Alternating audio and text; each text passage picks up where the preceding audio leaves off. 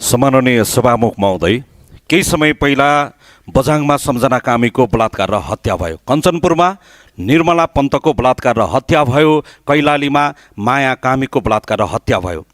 रूपन्देहीमा अङ्गिरा पासीको बलात्कार र हत्या भयो। पूर्वको खोटाङमा रेशमिका परियारको बलात्कार र हत्या भयो। म्याग्दीमा मिना परियारको बलात्कार र हत्या भयो। केही दिन अगाडि मात्रै गरिमा चौधरीको बलात्कार र हत्या भयो। यो बलात्कार र हत्याको फेरिस्त धेरै लामो सुनाउन सकिन्छ, घन्टौँ घन्टासम्म सुनाउन सकिन्छ र लामो छलफल गर्न सकिन्छ। तर हामीले गरिमाको गरिमा जोगाउन सक्छौँ कि सक्दैनौँ, निर्मला पन्तको जन्त जाने हो कि मलामी जाने हो, त्यो छलफल गर्नुपर्ने बेलामा हामी पुगिसकेका छौँ। चेलीले बाँच्न पाउनुपर्छ, नाच्न पाउनुपर्छ भन्ने विषयमा गम्भीर हुन जरुरी छ। बलात्कारी र भ्रष्टाचारी प्रमाणित भएको खण्डमा अन द स्पोट ठोक्ने कानुनको व्यवस्था तत्काल लागू गर्न आह्वान गर्दछु। सम्मानीय सभामुख महोदय, हाम्रो देशमा बलात्कारीलाई छुट्टै सजाय दिने कानुनमा के त्यस्तो व्यवस्था छ? उही जेलमा जाने ग्वाम मासु भात खाएर लामखुट्टे जस्तो चुके नाच ज्यान भएको बलात्कारी अर्ना भैँसी जस्तो भएर निस्किनु बाहेक अरू ठुलो उपलब्धि मैले केही देखिनँ। सभामुख महोदय, जब बलात्कारको घटनाहरू यो समाजमा सार्वजनिक हुन्छन् तब सडकमा भनिन्छ कडा सजाय दे, कडा सजाय दे, कडा सजाय दे। आज म भन्न गइरहेको छु कडा सजाय भनेको के हो? सभामुख महोदय, नम्बर 1 फाँसीको व्यवस्था, नम्बर 2 फाँसीको व्यवस्था गर्न नसके जेल लाने तर खानपिन गर्न नदिने, नम्बर 3 माथिको 2वटा व्यवस्था लागू गर्न नसके बलात्कारीले आफ्नो शरीरको जुन अङ्ग प्रयोग गरेर बलात्कार गरेको हो सो अङ्गको छेदन।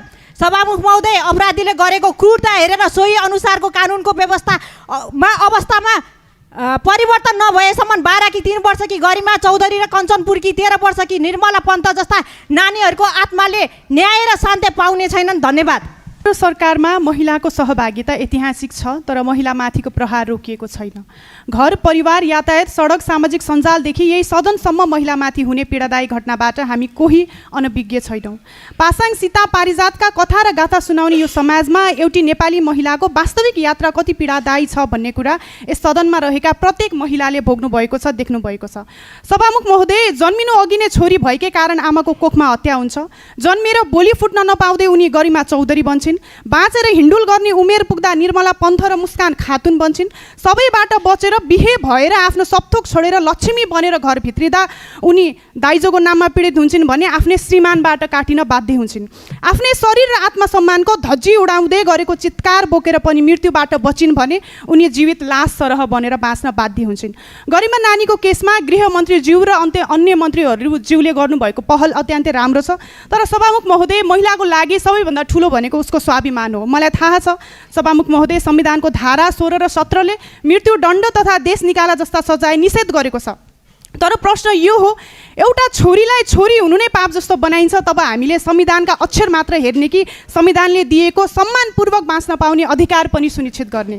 अब कुनै इफ एन्ड बट हुँदैन सभामुख महोदय। सबै अपराधको प्रकृति र गम्भीरता एउटै हुँदैन। एउटा पाकेट मारलाई र एउटा बलात्कारीलाई एउटै कारागारमा राखेर सजाय दिन मिल्दैन। प्रमाणित बलात्कारी र जघन्य महिला हिंसाका अपराधीलाई कानुनको सजायको डर यति बलियो बनायोस् कि अपराध गर्ने सोच नै जन्मिन नपाओस्। छोरीलाई लाज छोप्न र आत्मा सुरक्षा सिकाउने यो समाजले छोरालाई पनि मानवता सिकाओस्। समाज बदल्न छोरीलाई मात्र बलियो बनाएर पुग्दैन, समाजको सोच पनि बदल्नुपर्छ। धन्यवाद। सम्माननीय सभामुख महोदय, यो बलात्कारपछि हत्या सम्बन्धीको जुन नेपालमा अहिले प्रचलित कानुन छ यसलाई संशोधन गर्नुपर्ने देखियो।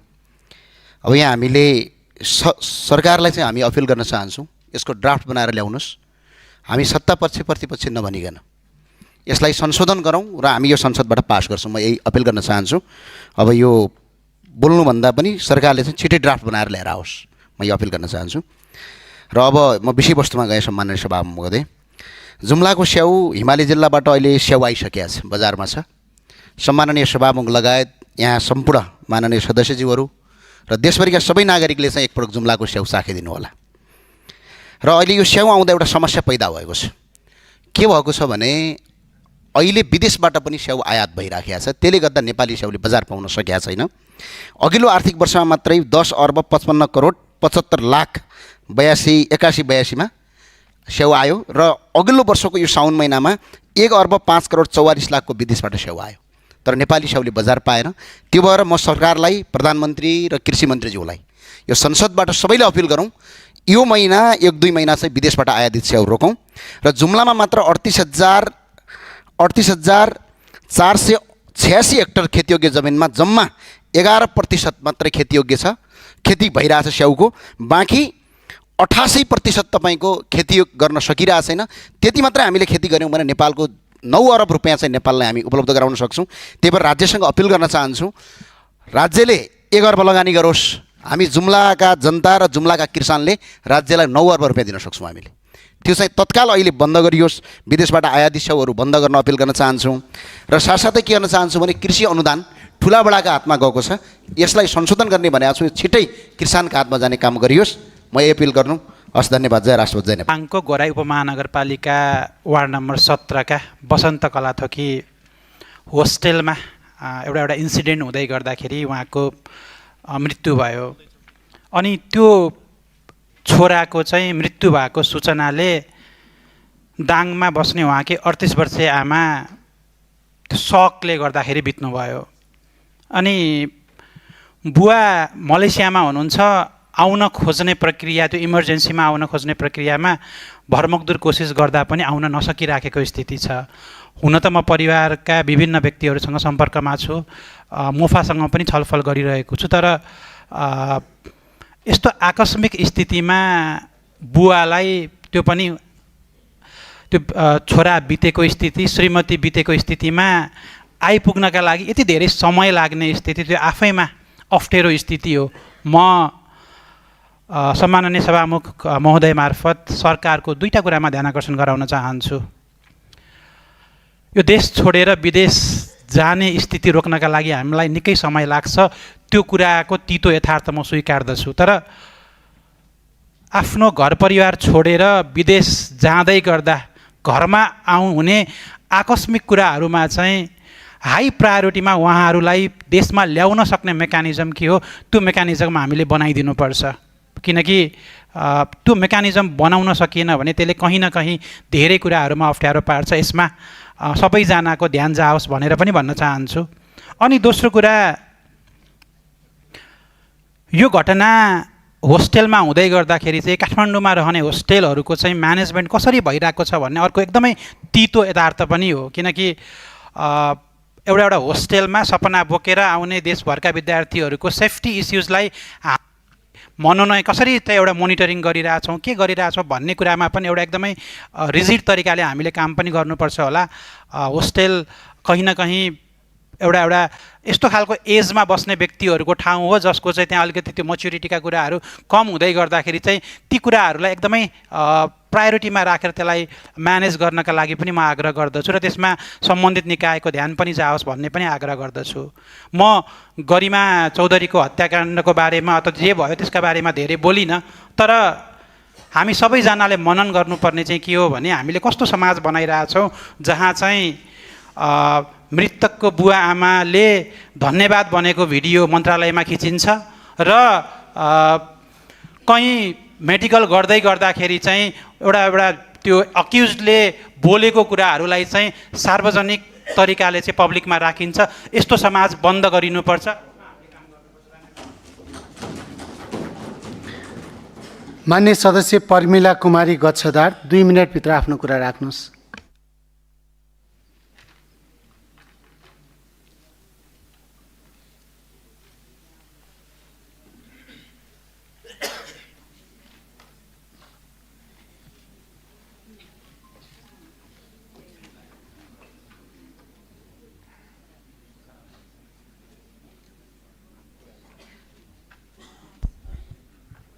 सम्मानीय सभामुख महोदय, हाम्रा छोरीहरू कहिलेसम्म असुरक्षित रहनुपर्ने?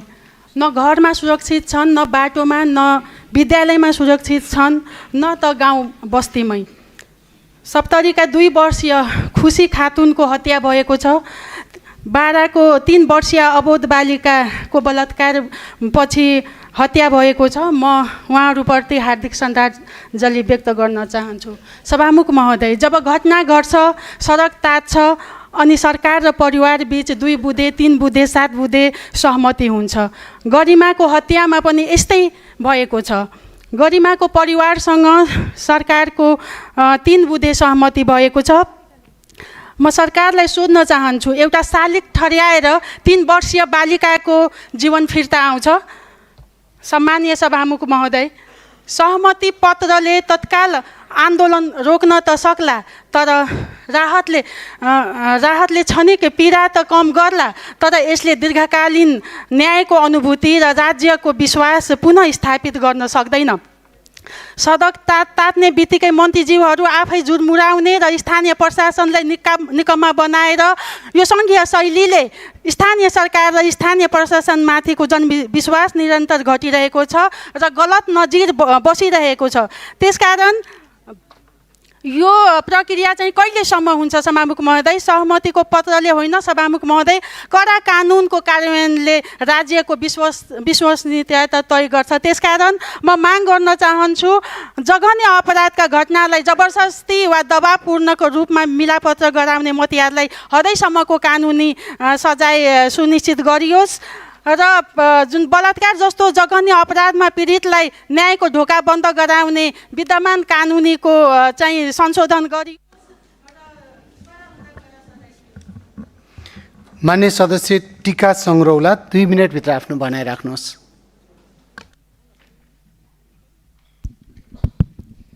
सम्माननीय सभामुख महोदय, आकाशमा उडेका सपनाहरू बाकसमा फर्किए भनेर हामीले यो गीत सुनेका थियौँ, तर यो गीत आजभोलि दिनदिनै यथार्थमा बदलिँदै गएको यो अनौठो र अलिकति हृदय विदारक दृश्यले चसक्क मन छोएको छ। म प्रसङ्गमा भन्दैछु, अछाम जिल्ला मेल्लेख गाउँपालिका 6 सोडसा कालापाताल निवासी दीपक बोहरा केही समय अगाडि मलेसिया गएका थिए र 1 हप्ता अगाडि उनको मलेसियामा भयङ्कर सडक दुर्घटनामा परेर उनी चाहिँ एकदमै घाइते भएका थिए र आज बिहान उनको मृत्यु भएको खबर प्राप्त भएको छ।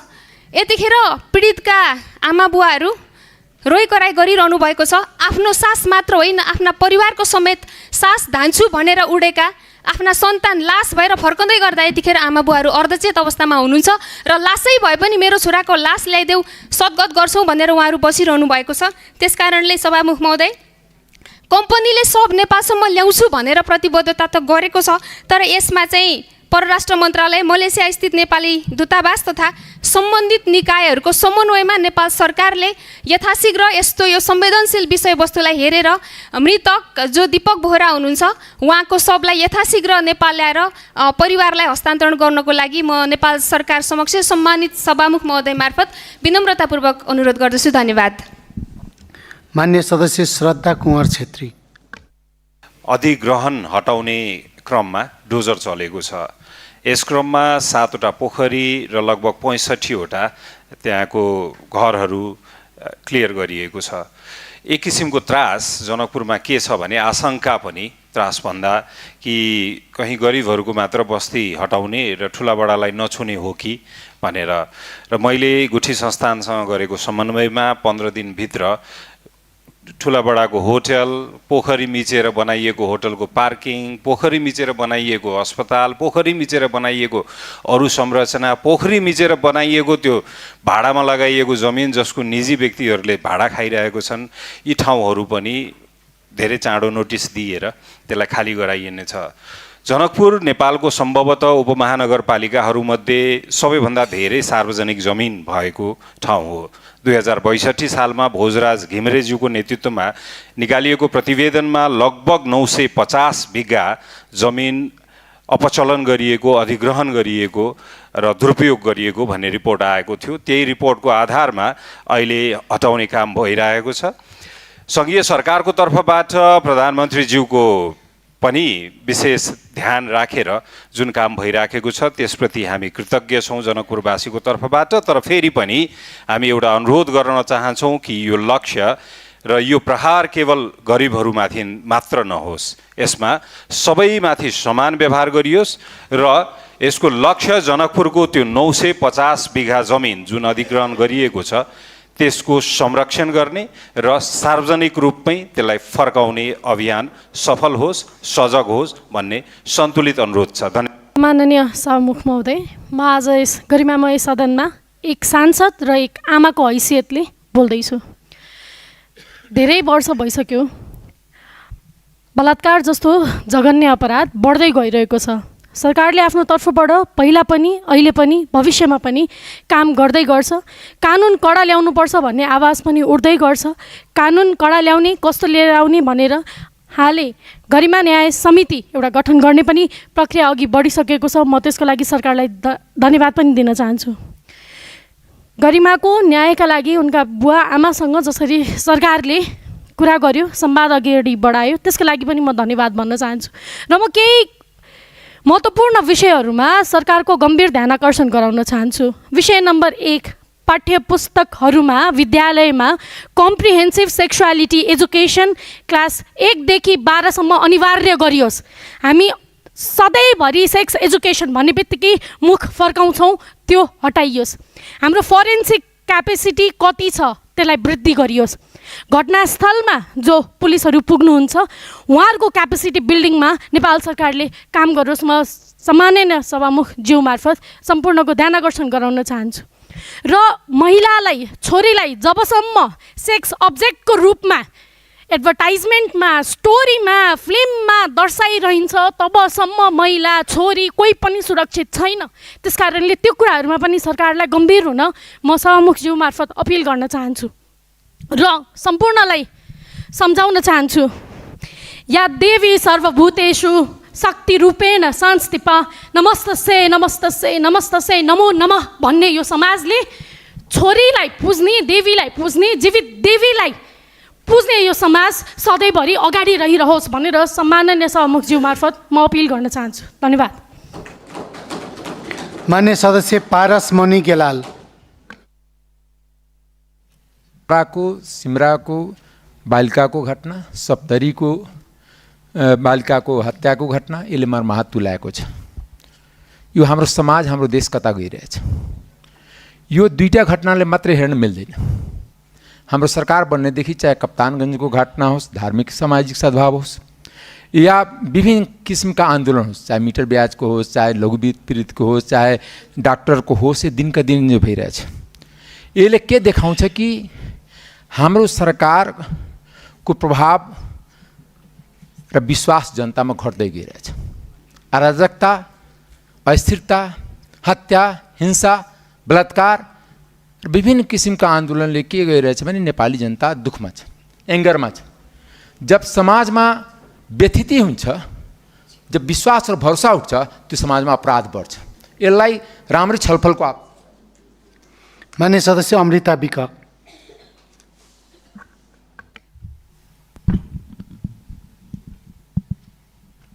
बारा लगायत मधेसका जिल्लामा हिंसा, बलात्कार, कुटपिट, लागु औषध र वित्तीय अपराध दिनानुदिन बढ्नु र सिङ्गो मधेस अशान्त बन्दै जानु राज्यको लागि गम्भीर चिन्ताको विषय हो।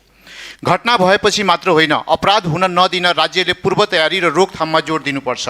त्यसको लागि स्थानीय भाषामा कानुन, अधिकार र कानुनी कारबाही सम्बन्धी जनचेतना अभियान चलाउनुपर्छ। झै झगडामा संलग्न दुवै पक्षलाई थुनामा राखी निष्पक्ष अनुसन्धान, दण्डहीनताको अन्त्य, संवेदनशील क्षेत्रमा सीसीटीभी, सडक बत्ती र डिजिटल मुद्दा व्यवस्थापनको व्यवस्था गर्नुपर्छ। नाबालक अपराध न्यूनीकरणको लागि विद्यालयमा नैतिक शिक्षा, घरमा अभिभावकीय संस्कार र पीडकका अभिभावकलाई पनि कानुनी जिम्मेवारीमा ल्याउनुपर्छ। यसका लागि गढीमा बाल न्याय तथा संरक्षण ऐन तत्काल ल्याउन सम्मानित सदन मार्फत सम्बन्धित मन्त्रालयसँग माग गर्दछु। धन्यवाद। मान्य सदस्य अर्जुन नरसिंह केसी। राजमार्ग भनेको सडक मात्रै होइन, यो नागरिकको आगमन, व्यापार, व्यवसाय, कृषि उत्पादन, बजारको पहुँच र समग्र आर्थिक गतिविधिलाई जोड्ने माध्यम पनि हो। तर कोशी राजमार्ग अन्तर्गत दुबी सडक खण्डको 550 मिटर 5 वर्षदेखि अल्पत्र रहेको छ। जनताले धुलो, हिलो, जाम र दुर्घटनाको जोखिम भोगिरहेका छन्। त्यसै गरी दुबी इनरवा 14 किलोमिटर सहायक राजमार्ग विगत लामो समयदेखि जीर्ण अवस्थामा रहेको, साँघुरो र अत्यन्तै जोखिमपूर्ण अवस्थामा रहेको छ। हजारौँ नागरिकहरूले प्रयोग गर्ने यो सडक अब सामान्य मर्मतले बन्ने अवस्थामा छैन। त्यसैले सभामुख महोदय मार्फत म सरकारसँग विनम्र अनुरोध गर्न चाहन्छु, आवश्यक बजेट र स्रोत को सुनिश्चित गरी दुबी सडक खण्ड र दुबी इनरवा 14 किलोमिटर सहायक राजमार्ग यथाशीघ्र निर्माण गरियोस् भन्ने म माग गर्छु। मान्य सदस्य आकृति अवस्थी।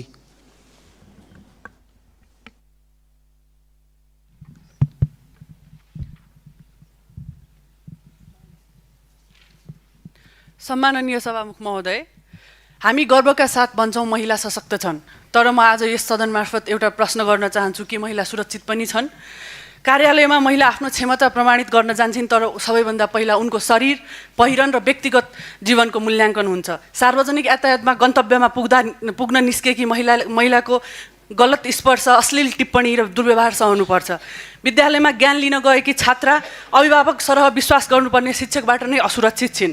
गाउँ समाजमा परिवारको इज्जत जोगाउने नाममा उनको आवाज दबाइन्छ र सबैभन्दा पीडादायी कुरा, जहाँ उनी सबैभन्दा सुरक्षित हुनुपर्ने हो, कहिलेकाहीँ त्यही घरभित्र पनि उनी सुरक्षित छैनन्। पुस्तौँदेखि हामीले महिलालाई सहनुपर्छ, सम्झौता गर्नुपर्छ, घरको कुरा घरमै राख्नुपर्छ भनेर उहाँको आवाज दबायौँ र यसरी कतिपय आवाजहरू घरका बन्द ढोकाभित्र, कार्यालयका चम्किला भित्ताभित्र, विद्यालयका कक्षा कोठाभित्र, गाउँका चौतारी र महिलाको मौनताभित्र विलिन हुँदै गएर यसको तथ्याङ्क हामीसँग छैन। सम्माननीय सभामुख महोदय, ऋण काटेर अंशबन्डा गर्नुपर्ने अवस्था रहेको नागरिकको आवाज बुलन्द गर्न चाहन्छु। गाउँको 8-10 रोपनी जमिन बाहेक अरू केही सम्पत्ति र आम्दानी नभएको परिवारको मालपोतमा बुझाउने थैली रकमको कारण अंशबन्डा गर्न नसकेको समस्या तत्काल सम्बोधन हुनुपर्दछ। त्यो दुर्गम गाउँमा कहिल्यै नपुगेका अधिकारीहरूले 50-60 हजार पर्ने जग्गाको मूल्याङ्कन प्रति रोपनी 8-10 लाख राखिएको छ। गोर्खाका अधिकांश पालिकामा जग्गाको वास्तविक बजार मूल्यभन्दा अत्यधिक बढी मूल्याङ्कन गरिएको र अंशबन्डाको लागि एक टुक्रा जमिन नै बेच्नुपर्ने अव्यावहारिक कानुन र मूल्याङ्कन परिमार्जन गरियोस्। अंशबन्डा गर्न हिँडेका परिवार मालपोत पुगेर फर्कने अवस्थाको अन्त्य होस्। सम्बन्धित निकायको ध्यानाकर्षण गराउन चाहन्छु। धन्यवाद। मान्य सदस्य कामिनी कुमारी। सम्माननीय सभामुख महोदय, पछिल्ला हप्ताहरूमा महिला अझ खास गरी बालिकाहरूको हत्या श्रृङ्खला र यसबारे आइरहेको सूचनाले म पुरै बिथोलिएकी छु। 12देखि 70 सम्मका घटना देख्दा थाहा हुन्छ घर नै महिलाका लागि असुरक्षाको केन्द्र बनिरहेको छ। कतिपय आफन्त नै सबैभन्दा डरलाग्दा पिपासु बनिरहेका छन्। हरेक पल्ट महिला अनि बालिकाहरूको ज्यान गएपछि सजाय अझै कडा बनाउनु पर्ने चर्को गरी आवाज उठिरहेको हुन्छ। तर सम्माननीय सभामुख महोदय, न्याय भनेको अपराध भइसकेपछि दोषीलाई सजाय दिनु मात्रै हो त? हामी घरेलु हिंसा, यौन दुर्व्यवहार र बाल हिंसाका प्रारम्भिक उजुरीलाई कति प्राथमिकतापूर्वक समाधान गरेका छौँ। हामीले हरेक व्यक्तिको मानसिक स्वास्थ्यलाई कति गम्भीरतापूर्वक लिएका छौँ। एकपटक सोचौँ त, मनन गरौँ र विलम्ब नगरी प्रणालीलाई फराकिलो बनाऊ। हाम्रो उकुस मुकुसलाई सधैँ आवेग र आक्रोशमा मात्र होइन, सुधारमा बदलौँ। धन्यवाद। मान्य सदस्य खगेन्द्र सुनार।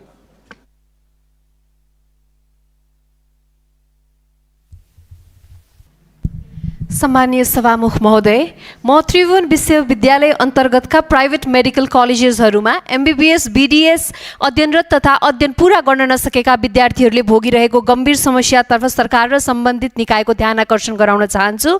MBBS BDS को अध्ययन अवधि बेसिक साइन्स 2 वर्ष, क्लिनिकल साइन्स करिब 2.5 वर्ष र त्यसपछि 1 वर्ष इन्टर्नसिप गरी करिब 5.5 वर्षको हुन्छ। तर विद्यार्थीबाट 5औं वर्षको शुल्क अध्ययन सुरु भएको 18 महिनाभित्रै अग्रिम रूपमा असुल गरिन्छ भन्ने गुनासाहरू आएका छन्।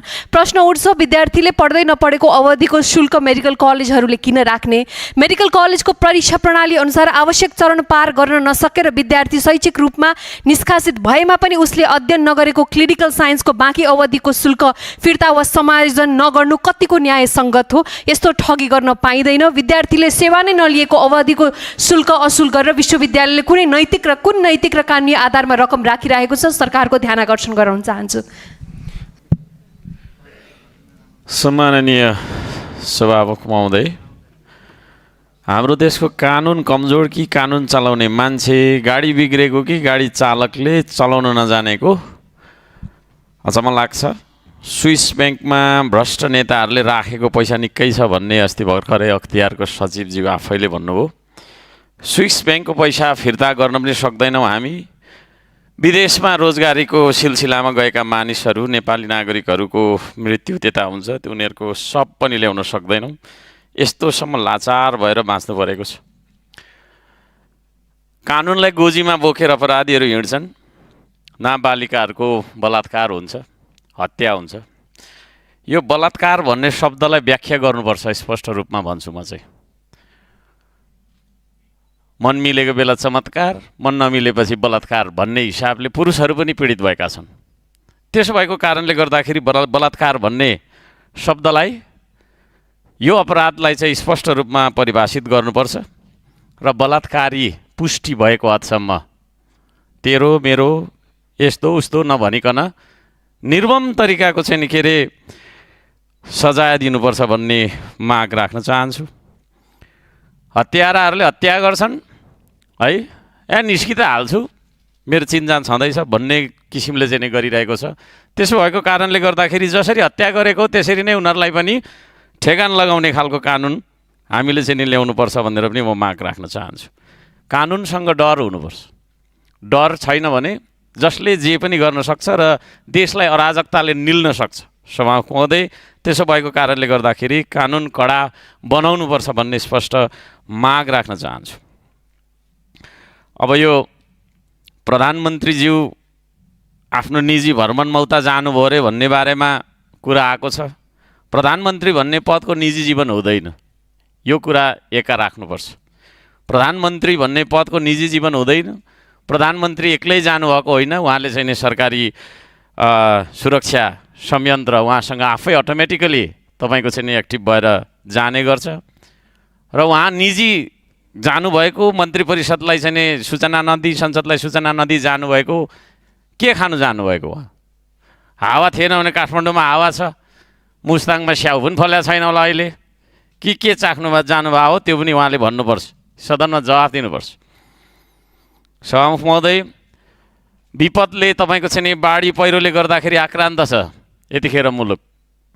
सुनसरी 4मा पर्ने बराह क्षेत्रको तपाईँको 6 र 9मा कोशी कटानले गर्दाखेरि त्यहाँनिर बिघौँ बिघा 50औँ 60 100औँ बिघा चाहिँ नि खेतीयोग्य जमिन काटिएर नाश भइरहेको अवस्था छ। त्यसतर्फ सरकारले के गर्नुपर्ने हो? तुरुन्त गर्नुपर्छ।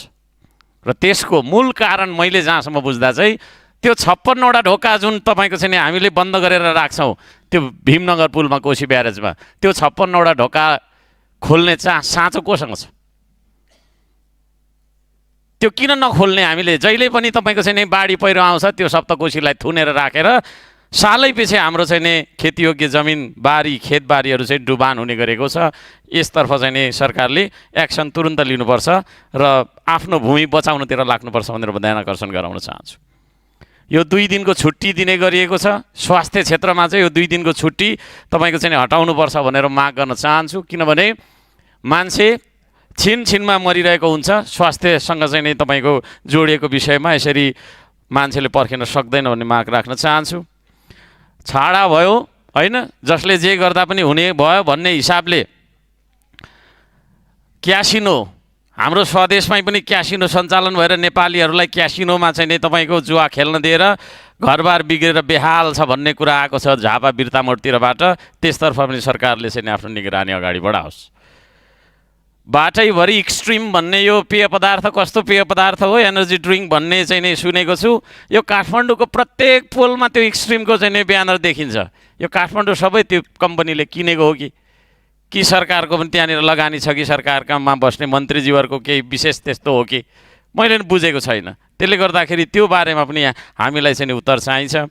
राष्ट्रिय सभामा निदाउने सुविधा रहेछ, प्रतिनिधि सभामा चाहिँ निदाउने सुविधा छ कि छैन? छ भने म अलि निदाउँ भनेको होइन, मलाई निद्रा लागिरहेछ। यहाँ पनि सुविधा छ भने मलाई जानकारी होस्, म अलिक निदाउनु पर्यो भनेको। अर्को यो ग्यासको लाइनमा होइन, अझै पनि हामी चाहिँ नि बाजिरहेको जुधिरहेको अवस्थामा हामी बाँच्नु परिरहेको छ। यो ग्यास कहिले चाहिँ नि आपूर्ति हुने हो? आज तपाईँको चाहिँ मन्त्रीज्यूको पनि उपस्थिति छ, उहाँले यसको जवाफ पनि दिनुपर्छ। त्यो ग्यासको लागि उठाएको पैसा कसैले लगेर जान्छ कि भनेर अस्ति मैले सोधेको पनि थिएँ कि इन्डक्सन चुलो किनाउने चाहिँ तपाईँको सरकारको होइन त्यो खालको रणनीति हो भने त्यो पनि स्पष्ट भनिदिनुपर्छ। म चाहिँ स्पष्ट मान्छे हो, मनमा केही पनि लुकाउनु हुँदैन भन्छु। मनमा लुकायो भने होइन मान्छे मनबाट दुःखी हुन थालिन्छ। त्यसले गर्दाखेरि त्यसो नगरोस्, प्रष्ट हुनुपर्छ। पारदर्शिता भनेकै तपाईँको सुशासनको एउटा आधार हो। अब अर्को तपाईँको छैन कुरा म के राख्न चाहन्छु भने जनताको घर जग्गा रोक्का राखेर सडकको नाममा सुनसरी धरान बजारको सडकको नाममा तपाईँको चाहिँ के अरे घर जग्गा रोक्का राखेर बसेको वर्षौँ भएको छ। त्यो जग्गा कहिले फुक्का गर्ने कि के गर्ने हो भन्ने बारेमा पनि सरकारले सम्बन्धित मन्त्रीले सम्बन्धित मन्त्रालयबाट चाहिँ नि हामीलाई जानकारी प्राप्त होस्। सभामुख महोदय, अब योजनाका कुराहरू थुप्रै छन्। हामीले चाहिँ योजना मागेका छौँ, ती योजनाहरू ठेक्का लागोस्।